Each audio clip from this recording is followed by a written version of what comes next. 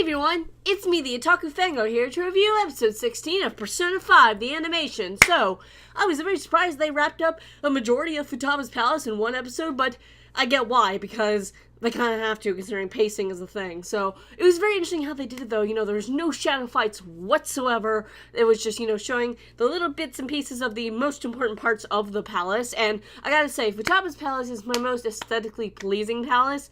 Just visually and just everything about it I really enjoy. And it was really interesting how they...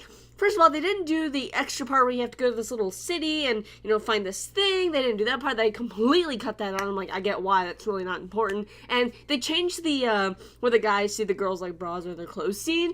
Before that was when they were in Morgana vehicle and, driving to the palace, but, they changed it where it happened in the palace. I'm like, that's interesting, because apparently with a interview with the director of the anime or whatever, he said he didn't want to animate the already animated scenes, or if he does, he's just not going to show all of it. So it was very interesting that they just completely changed it, and I'm like, that's interesting. I really enjoy that, though.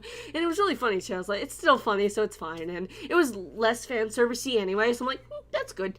But anyway, so we find out, a lot about Futaba in this episode, how her mom committed suicide, and she wants to die, and blah, blah, blah. And I'm just sitting here like, yep, it's everyone's, or a majority of people's best girl, but not my best girl. Makoto was my best girl, but Futaba, I guess, can be second best girl to me, but, I like Futaba. I don't hate Futaba, but not best girl. Definitely not. But anyway, I did like how they did pace her palace, though, because it's they hit the most important points of it. They didn't even do, the puzzle thing with, the whole showing, her thoughts on her mother and stuff, and I'm like, that's interesting. They just kind of showed it, and then it was done, and I'm like, alright, that's good. We're not even going to touch on part that's actually a puzzle you have to, move around and figure out, but whatever, it's fine. Because Futaba's palace has a lot of interesting, intricate puzzles to it, and I really did enjoy those, but I understand why they have to skip over all that, because it's well, this is an anime, we don't have time to sit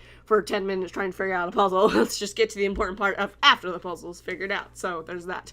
But, other than that, though, that's pretty much the entire episode is just doing that, and them talking about it, and blah, blah, blah, and it was animated greatly. I can tell they poured a lot of budget into this episode, and I'm sure they're gonna do the same with the next one.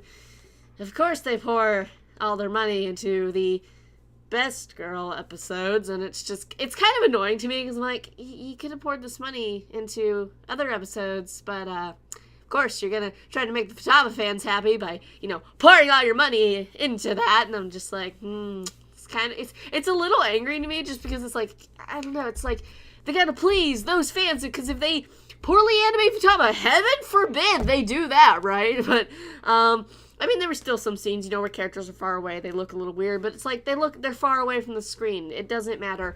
I gotta say, though, when Sojiro, was you're not doing anything to get in trouble, or whatever he said, and then Ren looked back at him I don't know, or he's don't know, and I'm just that's my boy. You're so cute. I love you.